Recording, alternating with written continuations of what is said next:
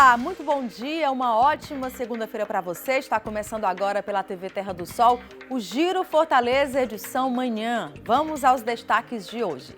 Prefeito José Sarto acompanha a campanha de vacinação contra a Covid-19 no fim de semana. Mais de 530 mil doses já foram aplicadas. Eu tenho andado nas policlínicas, nos hospitais, nos drives de vacinação e tenho visto o compromisso. Hoje a Prefeitura de Fortaleza começa a distribuir o primeiro lote do Vale Gás anunciado pelo governo do estado. Mais uma medida de auxílio às famílias vulneráveis no enfrentamento à pandemia. Mudanças no Código de Trânsito Brasileiro. Motoristas e proprietários de veículos automotores do Ceará e de todo o Brasil devem ficar atentos às mudanças que já começaram a valer.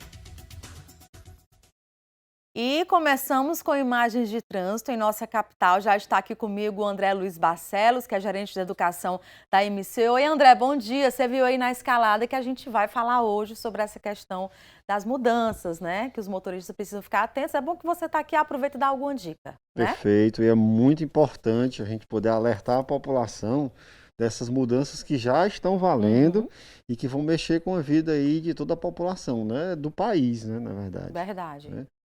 E a gente começa aqui já falando um pouquinho de como é que está a nossa cidade. A cidade amanheceu fervendo, né? Pois é, eu notei isso quando eu saí de casa. Pois é. Eu sempre saio no mesmo horário e bem cedo, mas eu já notei uma movimentação diferente. A gente tem aí mais uma semana de retomada, né? Então, nossos indicadores, eles mostram que o fluxo veicular está aumentando. Então, cada vez mais a população está voltando à cidade, as atividades econômicas estão acontecendo, e é um momento de máxima atenção em relação ao trânsito. Verdade. Porque as vias estão mais cheias, e a gente precisa ter muito cuidado agora nesse momento de retomada. E a gente começa aqui, pegando aqui a Aguanhambi com a Domingos Olímpio, que é uma das principais entradas da cidade, e nesse momento ela está até tranquila, né? Pela manhã a gente teve aqui um pico de congestionamento, né? Mexer aqui um pouquinho a câmera para a gente mostrar a Domingos Olímpio, né? Ver se a gente consegue aqui mexer um pouquinho ela, né? Pronto, olhe bem. Pronto, aliás, a Aguanhambi, né? Ó, a gente já tem aqui um fluxo já bem constante. Significa que a cidade está realmente voltando aos poucos, né? Lembrando que aqui a gente tem uma estrutura do BRT, né? Uma via já com a segregação, algo que é importantíssimo para a cidade, e tem toda a infraestrutura aqui para dar prioridade ao pedestre. Né? Então, hoje a gente está numa situação bem tranquila agora nessa avenida, mas o fluxo cada vez maior. Né? Vamos passar para outro ponto da cidade. Vamos agora lá para Godofredo Maciel com a Costa e Silva. A gente já anota aqui já uma quantidade aqui a mais de veículos, né? Motorista tentando... Pois é, tentando sair, né? Um carro grande, com certa dificuldade, né? Mas a gente já tem aí, já vê como o trânsito está cada vez maior na cidade, né? Um pouquinho de atenção nessa área. A gente, como a gente falou mais cedo, no pico da manhã, a gente está notando já uma mudança no comportamento. As pessoas estão saindo mais de casa, né? Até porque é um momento de retomada, muita gente tem aquele receio de estar no transporte público, né? Mas as operações elas estão acontecendo para dar essa segurança. Vamos para outro ponto da cidade. A gente está aqui tentando absorver a maior parte da cidade. Aqui é na leste-oeste, ó. Jacinto Matos com leste-oeste. Já uma ligação importante. É uma via que já tem a adequação da velocidade. Aqui pequenininho, dá para você ver aí uma placa de 50 km por hora. Foi a primeira via que teve essa adequação da velocidade e que teve um resultado muito forte. Nos primeiros meses, a gente notou uma redução de 40% no nível de acidentes, principalmente atropelamentos. Então, é uma ação que ela é muito importante para a cidade. Um fluxo bem constante, a gente pode notar, né? E a gente passa já para o último ponto, que é um pouco mais na frente, que já é aqui na Avenida Abolição. Aqui na Avenida Abolição, nessa área, nós estamos ganhando já mais uma área com essa adequação de velocidade. Na Avenida Abolição, a partir de hoje, a população ela vai começar a identificar as placas de 50 km. São placas que vão ser colocadas a mais, justamente para indicar que vai haver uma mudança, que está acontecendo uma mudança. É o período educativo agora, né, André? Exatamente. Nós temos um período educativo de 6 meses, ou seja, quem exceder a velocidade, apesar da placa estar 50 nesses próximos 6 meses, ele não vai ser autuado. Ele só vai ser autuado se ele passar de 60. Então, é justamente para que a população se acostume, porque 60 é o padrão antigo, né? Uma via arterial, ela, por padrão, era 60 km. Mas a adequação ela é muito importante, pessoal. Por quê? Porque quando você faz essa adequação, ela ocorre porque naquela área tem muito fluxo de pedestres, de ciclistas, travessia. Então, um acidente que ocorra naquela área, um atropelamento, ele sempre é grave. E quando você adequa essa velocidade, o que acontece é que a chance de vida dessa pessoa num acidente, num atropelamento, ela aumenta em 10 vezes. Isso é muita coisa. Além disso, nós temos aí a questão do tempo de reação do usuário. Quanto maior a velocidade, menos percepção lateral aquele condutor tem. Existe um afunilamento aí do campo visual. E quando você diminui, você consegue perceber essa lateralidade. Então você tem uma reação melhor, você reduz os acidentes por conta dessa diminuição. A MC está nesse momento, nessa área, com 2 ações educativas, né? São ações onde os orientadores, os educadores da MC, eles colocam faixas indicando que está havendo a adequação e falando com os condutores. E nós vamos continuar essa ação para que todo mundo entenda a importância da medida e o principal, não atrapalha o seu tempo total de deslocamento, porque ninguém anda. Que é a maior preocupação. É a maior preocupação. O motorista que quer andar acima da velocidade, é porque eu estou com pressa, eu preciso me deslocar rápido, eu ando atento, mas eu preciso ir um pouquinho, né? E isso corre o risco, né? Aí que ocorre o risco. E numa avenida como essa, você não consegue andar 60 km. Então, o tempo, essa adequação, ela praticamente não vai afetar o seu deslocamento durante o dia. À noite, aí já tem uma mudança, porque à noite as pessoas têm a via mais livre, excedem a velocidade, e é nesse horário que acontecem as mortes, os acidentes mais sérios. E nós precisamos manter o nível de redução dos acidentes, porque cada leito que se poupa, nesse momento é muito importante, porque nós estamos ainda no surto, estamos ainda numa pandemia. Então, cada pessoa a menos no acidente é um leito a mais para tratamento da Covid-19 e pode ser qualquer um de nós que esteja precisando nesse momento. Sem dúvida. Teve até um alerta da doutora Riane Azevedo, que é superintendente do JF, que já teve um aumento exatamente nesse período da retomada, né? Acidentes, principalmente ali na área do centro, que é uma área comercial, próxima ao JF, e principalmente com pessoas que utilizam a moto, né? Que geralmente são números recordes aí de acidentes, né? É um veículo mais vulnerável, é um veículo que a pessoa tem que ter aí um nível a mais de atenção. E durante os dias a gente vai trazer algumas novidades sobre essa questão da motocicleta, que estão na legislação, né? Para a gente poder aí estar bem consciente do que mudou. Por falar em mudança, André, e aproveitando aqui a sua presença, nós temos uma reportagem sobre as mudanças no Código de Trânsito Brasileiro, hein? Motoristas e proprietários de veículos automotores do Ceará e de todo o Brasil devem ficar atentos às mudanças que já começaram a valer. As alterações vão desde novas regras para a defesa prévia após as multas, como o uso do farol baixo, aumento do limite de pontos na carteira de habilitação e os novos prazos para renovação que vão de acordo com a faixa etária do condutor. Sobre o uso da cadeirinha, o texto da atual legislação prevê o uso obrigatório para crianças de até 10 anos que não tenham ainda 1,45 de altura. O descumprimento é passível de multa gravíssima e 7 pontos na carteira de habilitação. A validade da CNH passou de 5 para 10 anos para os condutores que tenham até 49 anos de idade. E o motorista não precisa mais portar a CNH de forma obrigatória e pode optar pela carteira digital. Mudanças que o taxista Jefferson já está informado. Fiquei sabendo a respeito das cadeirinhas, né? Que é 10 anos agora para renovar. E remunerado tem que fazer exame 2 em 2 anos, né? Toxicológico. Já o Valdir e o Miguel ainda não sabem as principais mudanças. Não. Tô por fora. Não, ainda não estudei ainda. Ainda vou dar uma olhada ainda na internet. A nova legislação também permite um prazo maior para recorrer em caso de infrações. Agora, o condutor tem até 30 dias. O transporte de crianças em motos também mudou. Só pode ser feito a partir dos 10 anos. As novas regras também incluem maior punição para quem utiliza de maneira indevida as ciclofaixas. É uma lei nova que ela alterou 59 elementos do Código de Trânsito, então muita coisa está mudando. Nós temos várias situações que mudaram. Algumas situações são benéficas para o usuário, que é a questão da validade do exame da habilitação. Aquele condutor que a habilitação está vencendo a partir de agora, e que ele tem até 50 anos, ele vai ter 10 anos para esse exame, a validade desse exame. O condutor que está entre 50 e 70 anos, aí são 5 anos, e acima de 70 anos são 3 anos. Uma medida que tem gerado polêmica é a permissão da conversão livre à direita em caso de sinal vermelho. E essa, em especial, a gente tem que ter muito cuidado.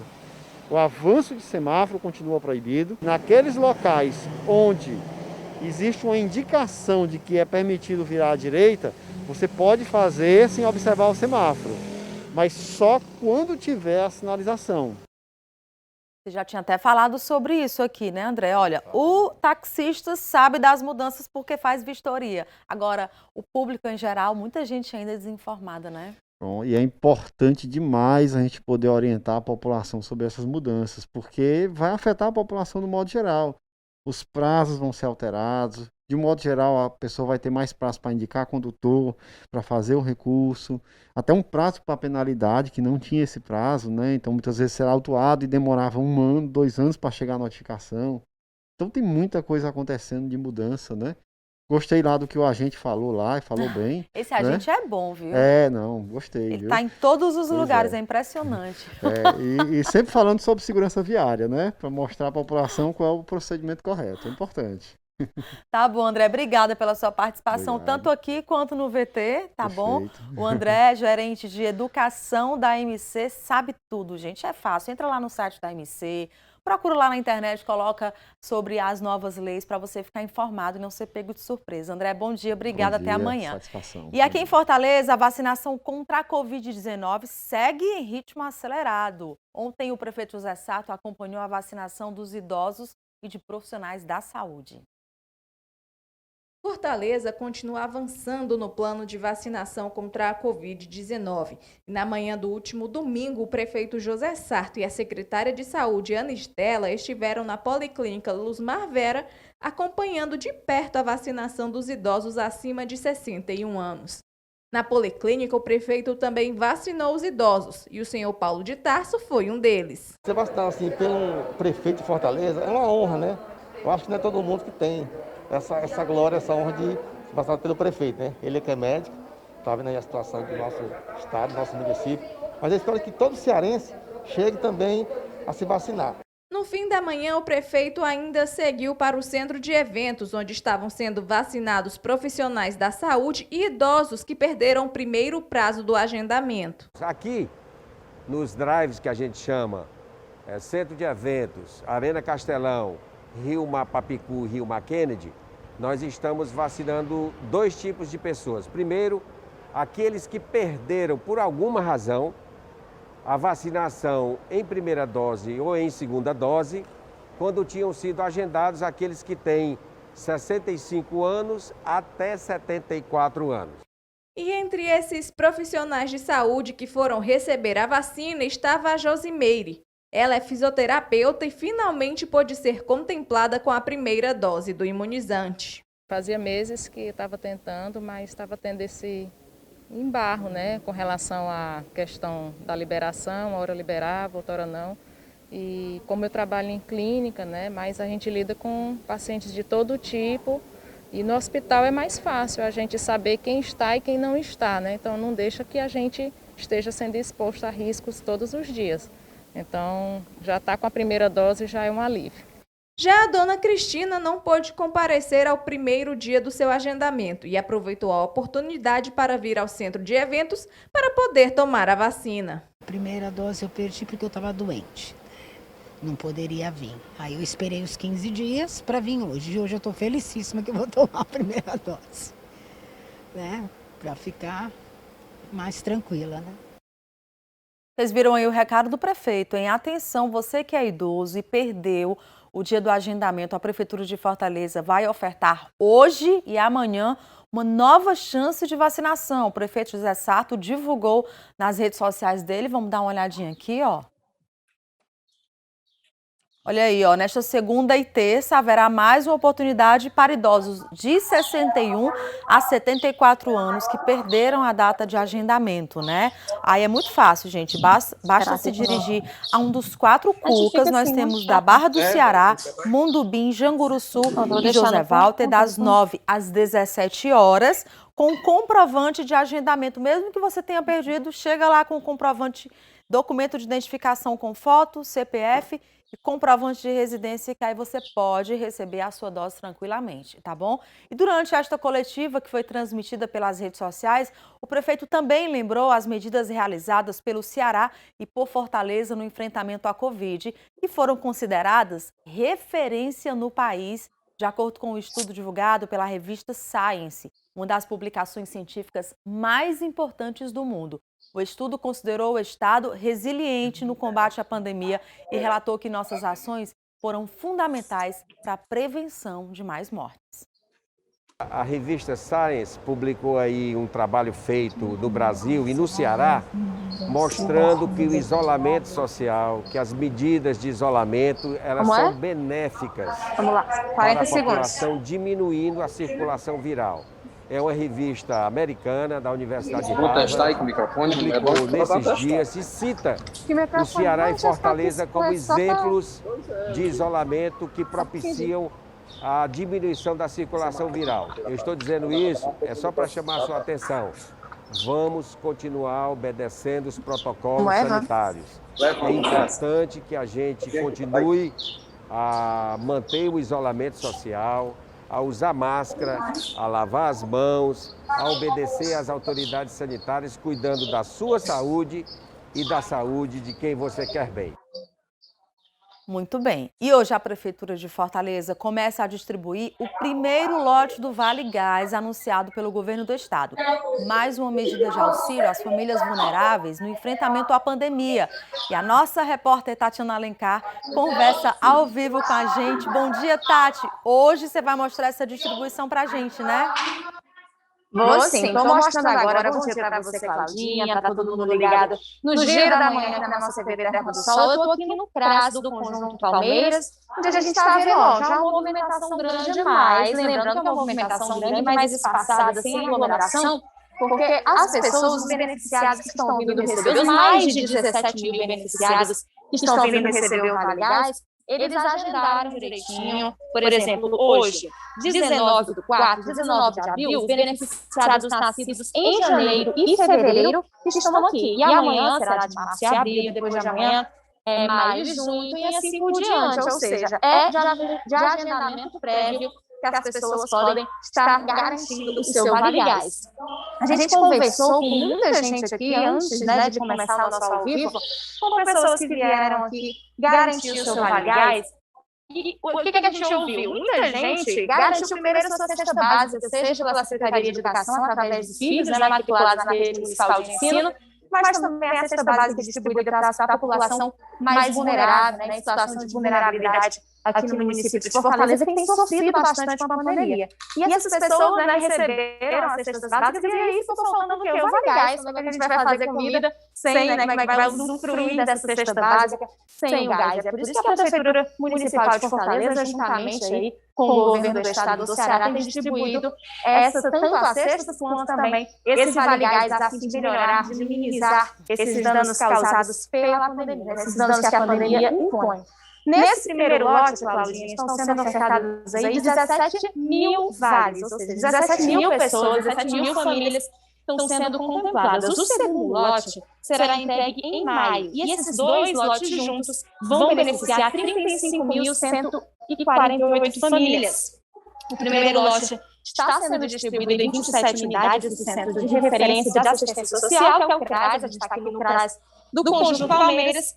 E para saber se você tem direito a receber esse Vale Gás, é só ligar 156, dizer o seu CPF e aí confirmar se você tem ou não direito a receber o Vale Gás. Lembrando que a maioria das pessoas que vêm receber são pessoas em situação de vulnerabilidade social, gente que ficou desempregada por conta da pandemia. Então, para garantir, né, antes de vir, antes de comparecer a um CRAS, primeiro faça sua ligação para o 156 e também pode acessar o central 156.fortaleza.ce.gov.br/Vale Gás. E assim, ó, deve permanecer, segundo o secretário do Desenvolvimento Social, deve permanecer, Cláudio, que conversou com a gente, deve permanecer aqui até maio, até junho, né, seguindo aí todos os protocolos de segurança, seguindo também uma ordem, né, a ordem da data de nascimento. O segundo lote também deve começar em maio, e a gente com certeza vai estar acompanhando, né, o recebimento desses Vale Gás que são tão importantes nesse momento de vulnerabilidade social, viu, Claudinha?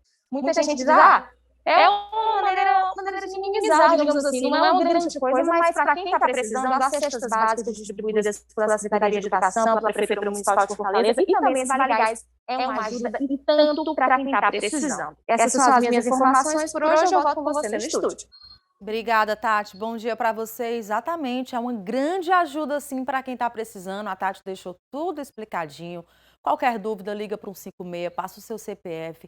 Você vai saber qual é a data que você precisa ir, qual é o horário direitinho, com cuidado, para não formar aglomeração. E aí a Tati continua lá, faz a cobertura completa e você confere todas as informações durante a nossa programação nos outros telejornais, tá bom? Chegou a hora do nosso primeiro intervalo, mas na volta nós vamos falar de outros serviços ofertados pela Prefeitura. Tem também uma entrevista falando sobre o cuidado no combate às arboviroses, daquela série de reportagens especiais que a gente preparou sobre os 100 dias da gestão do prefeito José Sarto, e tem as notícias do portal. Fica por aí que eu volto rapidinho.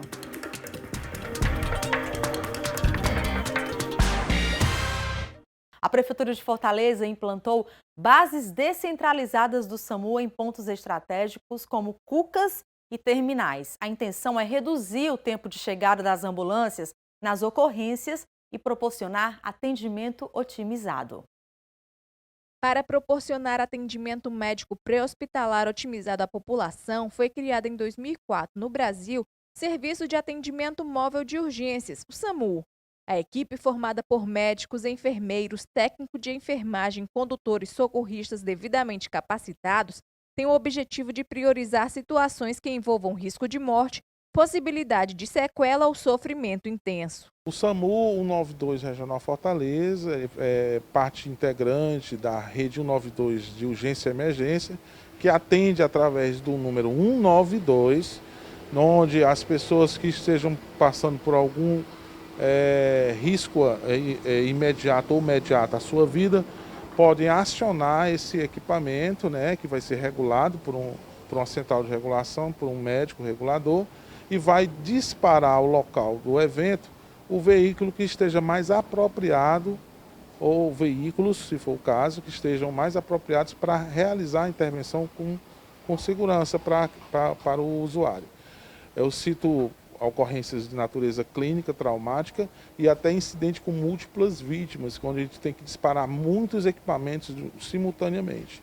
E pensando em reduzir o tempo de chegada das ambulâncias nas ocorrências, foram implantadas bases descentralizadas em diversos bairros da cidade. Gisleno afirma que esse serviço descentralizado foi essencial para que isso acontecesse.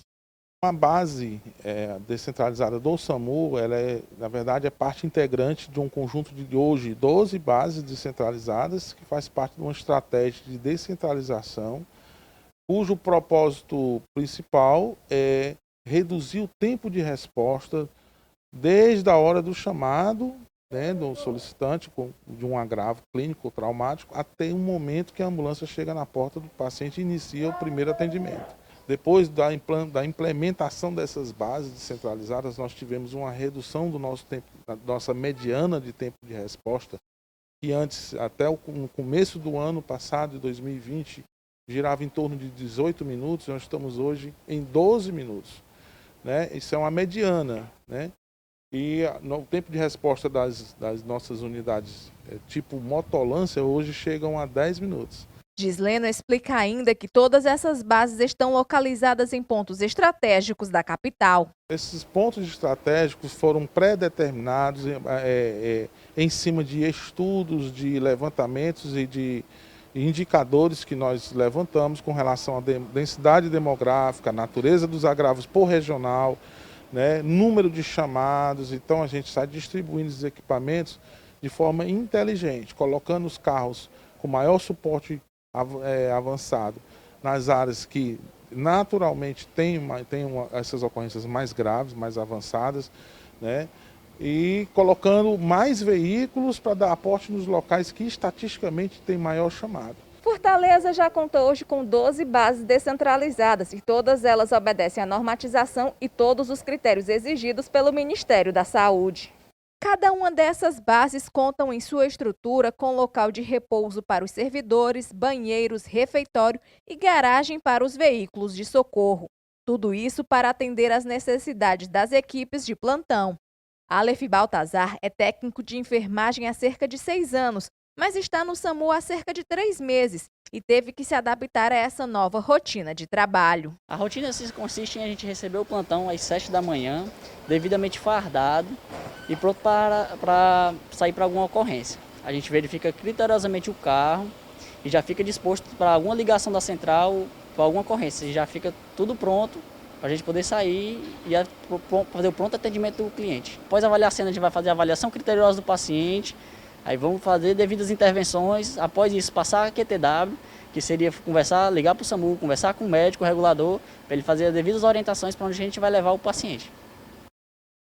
Vamos agora ao vivo lá para a redação? Agora sim. Bom dia, Lívia. Traz as informações do portal para a gente hoje. Bom dia, Ana Cláudia. Hoje eu vou trazer uma notícia super nova, né? A GFIS realizou agora pela manhã, por meio das redes sociais, o balanço da fiscalização desse último final de semana. Eu conversei com a Laura Jucá, que é superintendente da GFIS, para falar sobre esse assunto. Bom, a GFIS, esse final de semana de 16 a 18 de abril, efetuou 224 fiscalizações, que ocorreram em 12 autuações. Tivemos aí 31 atividades e eventos encerrados e tivemos um paredão de som no bairro Pici apreendido. Essa semana a gente continua com os esforços, a gente tem um novo decreto que entrou em vigor a partir de hoje, segunda-feira, até domingo, e aí a gente está com todas as equipes em todas as regionais de Fortaleza, trabalhando 7 dias por semana, 24 horas por dia. Então, Ana Cláudia, ainda nessa live, o Coronel Holanda, que é secretário da Segurança Cidadã, também reforçou sobre a importância de cumprir esse novo decreto que está valendo a partir de hoje.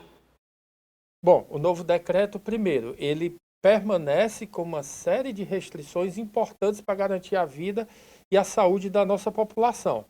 Teve uma mudança interessante e importante e você, fortalezense, cearense, precisa ficar atento. A questão das atividades físicas nas praças, nos calçadões, tá? Nesse novo decreto, ele passou a ser permitido com um detalhe: a gente não pode aglomeração de forma alguma.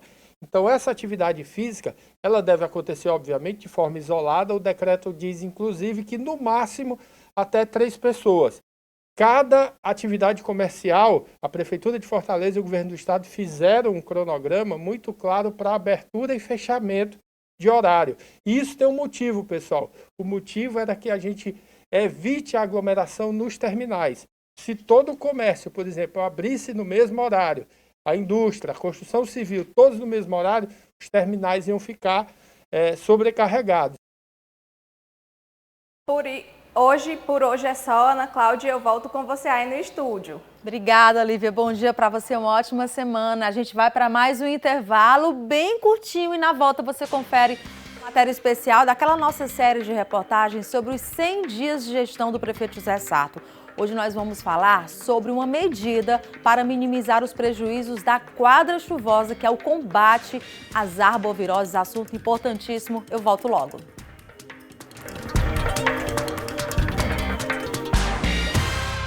Estamos de volta para falar sobre os 100 primeiros dias da gestão do prefeito José Sarto. Uma das primeiras medidas após a posse do prefeito foi a formação de um comitê de ações para a quadra chuvosa. Hoje nós recebemos aqui o Carlos Barbosa, que é coordenador das ações de controle vetorial da CEVAM, que é a Célula de Vigilância Ambiental. Carlos, bom dia. Obrigada pela sua participação hoje. Bom dia a todos, né? A gente até de antemão agradece a todos aí a gente que agradece essa participação, porque é muito importante. Nós estamos num momento aí que a Fortaleza, né, o mundo atravessa uma pandemia de Covid e às vezes passa um pouco desapercebida a questão das arboviroses urbanas, né? No caso dengue, chikungunya e o Zika vírus, né? Então é importante, a imprensa ela tem dado esse suporte, tem dado esse apoio de levar informação às comunidades e isso aí tem contribuído para que Fortaleza tenha alcançado os resultados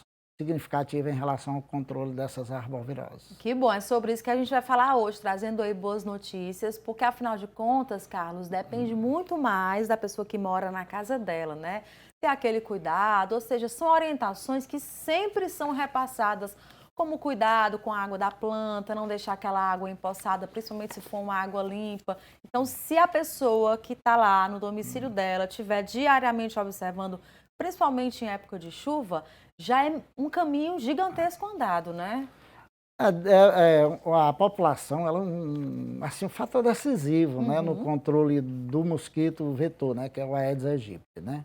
Agora, ela é uma tarefa simples e, ao mesmo tempo, complexa, né? Porque você tem que ter uma atenção muito grande.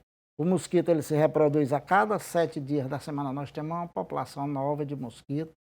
E a população, ela estando engajada, ela participando, ela tendo atitude, ela vai passar a fazer a diferença. Sem dúvida. No geral, a gente alerta assim, às vezes a gente se depara com muita propaganda voltada, assim, muita mídia voltada para a garrafa, o pneu. Mas os principais criadouros do município de Fortaleza estão concentrados em tanques, tambor, potes. São recipientes para armazenamento de água para consumo da população, né? Ela, às vezes, por desacreditar ou ter uma cultura de armazenar água, embora em alguns bairros não exista esse problema, mas culturalmente eles têm de armazenar água. Hoje nós temos as caixas d'água, calhas, né, ralos, vasos sanitários, que são criadouros importantes dentro de um domicílio. A gente tem um olhar sobre tudo, né? Se a gente começar a olhar a parte de solo, né? Nesse período agora de chuvas, a gente tem que semanalmente, não ultrapassar nunca 6, 7 dias, para fazer uma vistoria no imóvel, para identificar locais que possam estar acumulando água e possam se tornar criadouros do Aedes. Entendi. Como eu já disse anteriormente, no período de 7 dias a 10, com essa temperatura que nós estamos, calor, umidade, então o mosquito tende a se reproduzir com mais velocidade e a população ela tem que estar atenta, porque é ela que vai fazer essa diferença em prol da saúde de todos. Carlos, existem aqueles bairros que são bairros certos? Olha, quando vocês vão fazer o planejamento no início do ano, olha, primeiro vamos começar a ação educativa por bairro tal, que é onde sempre acontecem os maiores números de casos. Há bairros, né, que essa transmissão ela se sustenta o ano todo, né? São bairros que têm grandes populações, né, como nós citamos aqui a Barra do Ceará, 80 mil, né, mais de 80 mil habitantes, né? Nem uma cidade, poucas cidades do interior aqui, né, ela tem 80 mil habitantes. Então, Barra do Ceará, Janguru Sul, Bom Jardim, Parangaba, Messejana, são bairros que estão sempre na lista de prioridades por conta dessa questão. Bairros com populacional muito alto, né? Contingente de pessoas que conseguem manter o vírus circulando e a gente tem essa programação, sempre esse planejamento de estar presente nesses locais. Temos também Cristo Redentor, Jardim das Oliveiras, o bairro Vicente Pison, aqui dentro dessa área da Regional 2, né? Antiga 2. Então, são bairros que são prioritários para o nosso trabalho. Entretanto, a gente alerta a população, nunca descuidamos dos 121 bairros, porque o que caracteriza um controle bem feito, que Fortaleza tem feito, né, tem realizado, é a vigilância permanente, né, no controle do Aedes e de novos casos. Entendi.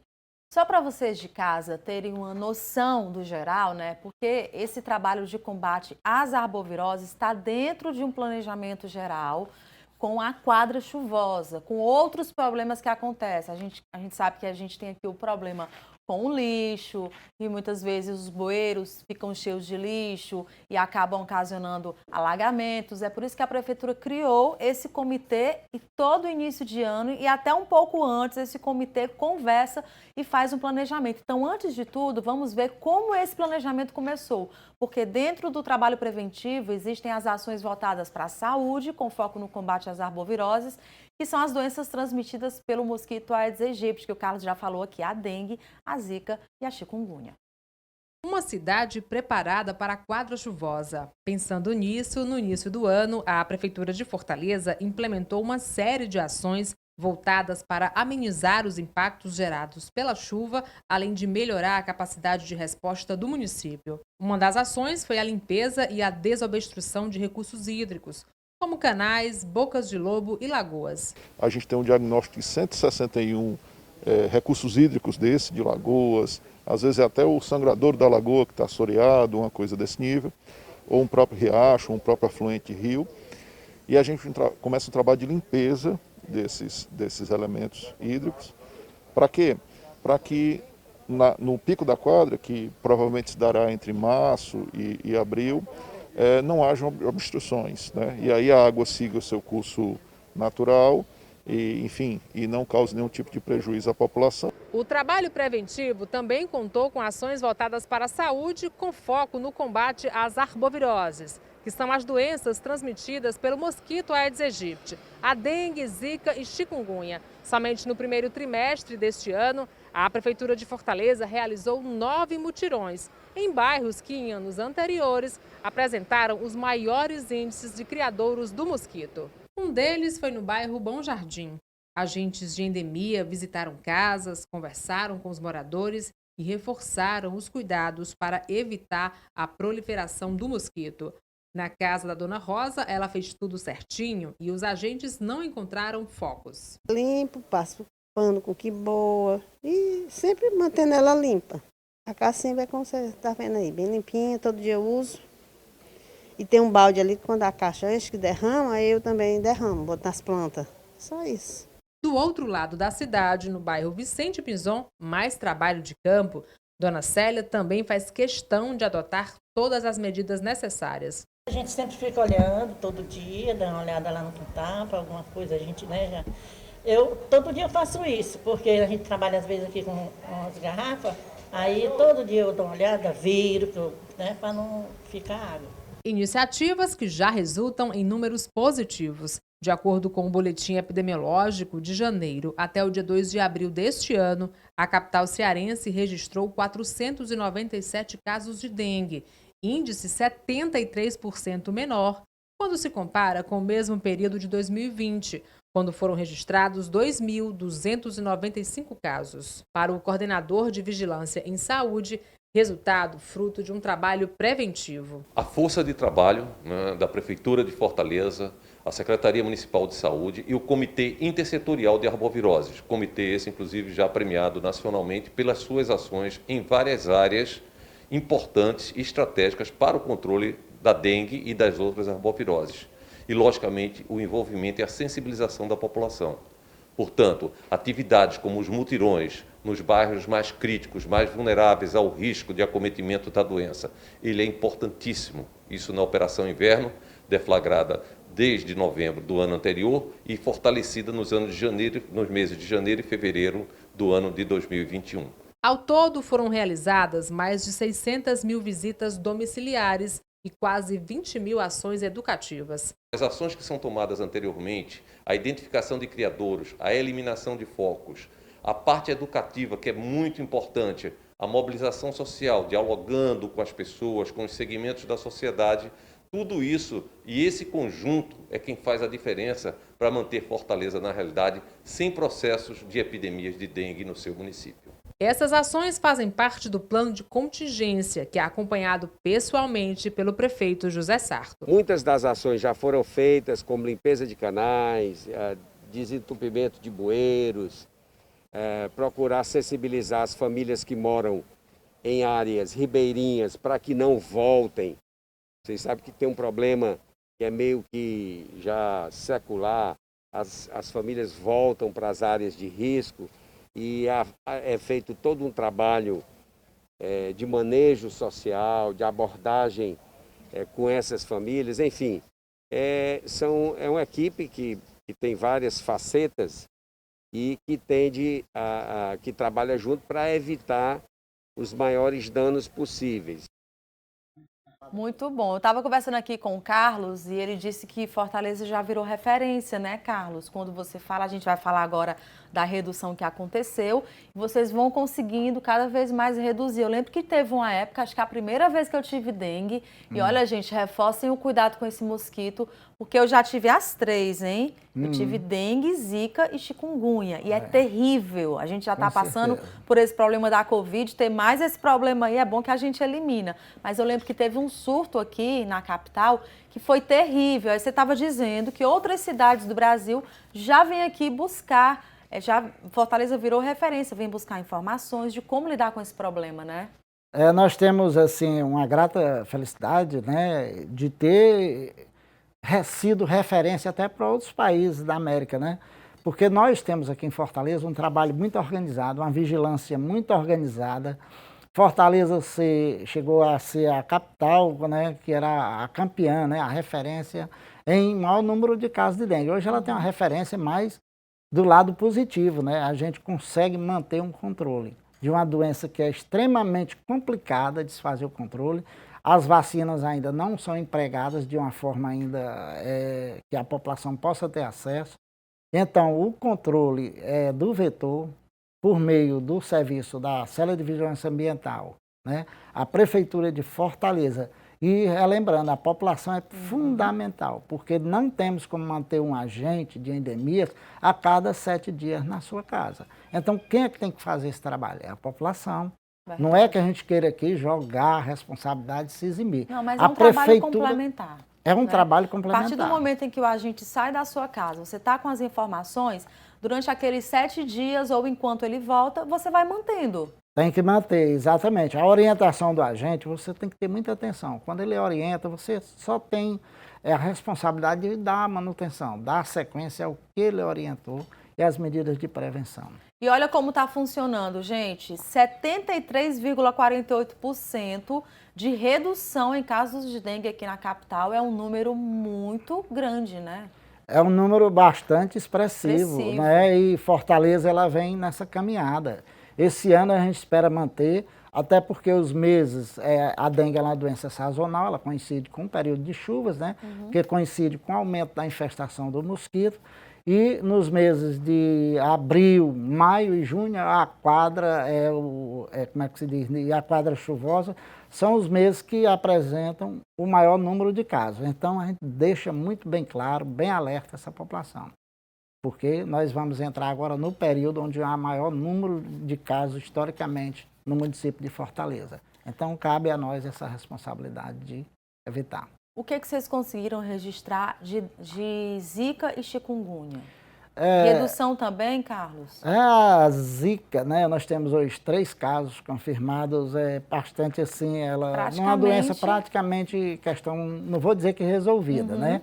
Mas que ela não houve uma adaptação, né, do vírus dentro do município de Fortaleza. Chikungunya nós tivemos uma grande epidemia, né, em 2014, por aí, 2017. E por ser um vírus único, né, ele, quando atinge uma população, então ele esgota os suscetíveis. Diferente da dengue, né, como você falou, já contraiu 3 vezes, né, e a dengue ela tem 4 sorotipos diferentes. E nos leva também a alertar a população que o sorotipo 2, né, que está circulando agora, sorotipo 1 e 2. O 2, a última vez que circulou foi em 2008, então 2008 a 2021, quase 13 anos, né? São 13 anos. E nesse espaço de tempo, são 400 mil nascidos vivos em Fortaleza. Então a gente dá um alerta para as crianças, né? Nunca interpretar que a criança está com, se ela tiver com queixa de dor abdominal, né? Manchas vermelhas, febre, se ela tiver esse histórico, né? Procurar levar à unidade de saúde, né? Ter o cuidado, porque essas crianças, elas são as susceptíveis, são as mais vulneráveis agora no momento ao sorotipo 2. Certo, Carlos. Tem um dado muito importante aqui, porque os agentes, eles continuam fazendo visitas, né? A gente tem hoje um número de 200 a 750 agentes envolvidos em mutirões. Mas esse número é muito maior, só que agora, por conta da pandemia, do isolamento, a questão do distanciamento, teve uma adaptação aí das ações, né, Carlos? Nos mutirões que são utilizados, né, quando tem um bairro com maior risco, a gente tende a fazer a estratégia de mutirão, que é buscar visitar todos os imóveis daquele bairro, então da área afetada, em um único dia. Entretanto, a gente tem em torno de 1.700 profissionais aptos a trabalharem na questão de controle das arboviroses e outras doenças. E nesse momento nós conseguimos fazer já esse ano, né, só nesse período desse ano, 700 mil visitas. E nós temos um número bastante expressivo, né? Por ano, Fortaleza realiza 2,5 milhões de visitas, né, no controle das arboviroses. Isso é um dado muito relevante, não são fáceis, né? 2,5 milhões de visitas. Agora, por conta da questão da Covid, né, houve uma restrição de contato, né, com as pessoas, e o Ministério da Saúde, a orientação do próprio Ministério, de que os nossos servidores adentrem somente nas casas que têm acesso lateral, né? Ou ele não é permitido que ele adentre passando por dentro do imóvel, né? Em maior contato com a pessoa. E então o nosso papel hoje é bastante importante, que é reforçar a informação para o morador. Aquele morador que já vem colaborando, né, que já vem fazendo a sua parte. Uma prova disso é que Fortaleza lança a mão dos inseticidas, né, ou larvicidas, para eliminar as larvas existentes em apenas 4% dos imóveis visitados. Isso implica que 96% da população de Fortaleza ela tem feito a sua parte. Então a gente cabe aqui reforçar que a nossa estratégia de trabalho mudou, é baseada hoje na informação, e a informação é que é importante, e cabe à população mesmo ir lá, pôr a mão na massa e fazer ação. Evitar, né, ter acúmulo de água em casa, né, e, na necessidade, o que é que tem que ser feito? Observar se aquele depósito, popularmente, as pessoas conhecem por martelo, né, cabeça de prego, que são as larvas do mosquito. Então, tentar fazer o controle e entrar em contato com a regional do seu bairro e identificar, né, que há essa questão, para que a gente possa dar um suporte e um apoio na eliminação desses criadores. Certo, então a gente podendo entrar por esse corredor lateral, ele vai entrar normalmente. Você de casa deve lembrar, já deve ter recebido algum na sua casa. Ele entra, ele verifica, ele olha se tem água empoçada, ele olha jarro e passa as orientações gerais. Se não, da porta de casa, ele vai passar as mesmas orientações e aí você só segue à risca o que ele pedir. Se eu encontro um mosquito na minha casa, Carlos, eu perguntei aqui para você, se ele pousa no meu braço e a principal característica é se ele tem os tracinhos brancos nas patas, você me disse que tem também outras características, né? Os Aedes, geralmente todos eles, né, nós temos aqui em Fortaleza a presença do Aedes albopictus, também o Aedes tenorrhynchus, que são áreas mais de mangue, né? Mas não são mosquitos que são implicados aqui no município, no Brasil, na transmissão da dengue. A nossa principal preocupação é com a Aedes aegypti, né, que também tem as listinhas brancas nas patas, né, mas ele tem assim no dorso dele um desenho. Quem chegar a capturar ou matar um Aedes, ele pode observar que no dorso tem um desenho em forma de uma lira, né, que é aquele instrumentozinho que os anjos, né, que o pessoal diz que os anjos tocam, né, e é fácil de identificar. Certo. Então, nem todo mosquito está infectado, né? Mas aparecendo um mosquito em casa, você já tem que ligar o sinal de alerta. Na presença de Aedes, o que é que ocorre? Ele só vem, tem que ter 3 coisas importantes: o alimento, a água e o acesso. O que é que a gente permite? Se eu tiver água disponibilizada para que ele possa se reproduzir, ele vai procurar, porque o alimento ele já tem, que são as pessoas, porque ele se alimenta de sangue, né? E o acesso é se você tiver sua caixa d'água descoberta, né? Se você tiver um recipiente que possa estar acumulando água e ele possa estar ali se multiplicando. Vale salientar que num período de 7 a 10 dias, né, ele já está voando, e se você verificar a presença de mosquito na fase alada ou na fase adulta, como a gente chama, é uma preocupação. Procure verificar o seu ambiente, né, no seu entorno, para que você possa identificar se há locais que estejam realmente servindo de criadouros do Aedes. Entre em contato com a regional, né? Pode entrar em contato com a regional, né? São 12 agora, né? E fica mais difícil que a gente passar o telefone, mas pode ligar para a regional do seu bairro, que ela vai entrar em contato conosco e vai direcionar algumas providências em relação a essa situação. Outra alerta que a gente quer dar também, cuidado, né? Nós temos que ter, só podemos trabalhar com base na notificação de caso. Então, as pessoas precisam notificar. Quando adoece, precisa ser notificado para que a gente possa fazer o nosso planejamento e direcionar o nosso trabalho. Muito bom, Carlos. Obrigada pela sua participação. Agradeço muito. É sempre bom a gente reforçar essas informações que dizem respeito às arboviroses, porque é como eu disse, é um problema recorrente. Claro, a gente está conseguindo diminuir, mas é um problema que ainda existe e a gente tem que unir forças para combater cada vez mais, né? Ela é uma doença, as arboviroses, né? E o Aedes em si, a gente tem uma felicidade de morar num país tropical, né? Num país de clima bastante agradável, né? E tudo.